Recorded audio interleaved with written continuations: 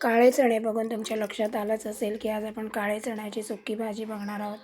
त्यासाठी मी कुकरमध्ये 2 वाटी काळे चणे घेतलेले आहेत आणि ते आपल्याला छान शिजवून घ्यायचे आहेत. आणि त्याच्यामध्येच आपण एक स्टँड लावून बटाटे सुद्धा छान शिजवून घेणार आहोत. म्हणजे एकदा चणे एकदा बटाटे असं 2-2 वेळा शिजवायची गरज नाही. एकाच कुकरमध्ये दोघी पदार्थ आपले छान शिजून होतील. इथे 3 ते 4 शिट्ट्यांमध्ये आपले बटाटे आणि चणे दोघेही एकाच वेळेस छान शिजून झालेले आहेत. इथे तुम्ही बघू शकता, मी तुम्हाला दाबून दाखवते. चणे पण अगदी छान शिजलेले आहेत. चला तर आता भाजी बनवायला सुरुवात करूया. त्यासाठी इथे मी कांदा, टॅमॅटो सगळं कापून ठेवलेला आहे. इथे कढई घेऊया, त्यामध्ये 2 चमचे तेल घालूया. त्याच्यात आपल्याला जिरं घालायचं आहे. जिरं तडतडलं की त्यामध्ये बारीक चिरलेला लसूण, हिरवी मिरची, लाल मिरची, कढीपत्ता, पुदिना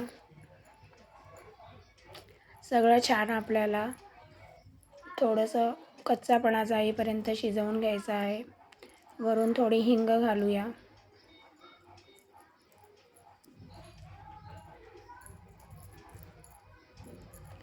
छान आपल्या फोडणी तडतडली की मग त्यानंतर त्यामध्ये आपण बारीक चिरलेला 2 कांदे आणि 2 टॅमॅटो छान आपण मिक्स करून घेऊया आणि कांदा टॅमॅटोसुद्धा छान मऊ होईपर्यंत आपण परतून घेऊया. तुम्ही बघू शकता इथे कांदा टॅमॅटो खूप छान मऊ झालेला आहे. त्यात आता आपण आपले बेसिक घरगुती मसाले आहेत ते ॲड करूया. हळद, तुम्हाला ज्याप्रमाणे तिखट आवडतं तुमच्या आवडीप्रमाणे तिखट, लाल तिखट, त्याच्यात धणे पावडर,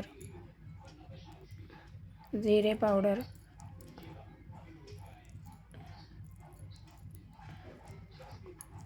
छान आपण सगळा मसाला एकत्र त्यामध्ये मिक्स करून घेणार आहोत.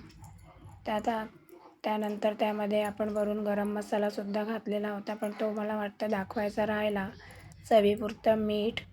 छान आपण एकत्र हे सगळं मिक्स करून घेऊया. मसाला छान आपल्याला शिजवून घ्यायचा आहे आणि त्यामध्ये जे आपण बटाटे शिजवलेले आहेत ते बटाटे आपल्याला कुस्करून घालायचे आहेत. म्हणजे त्याचे काप करून किंवा अख्खे नाही ठेवायचे आहेत.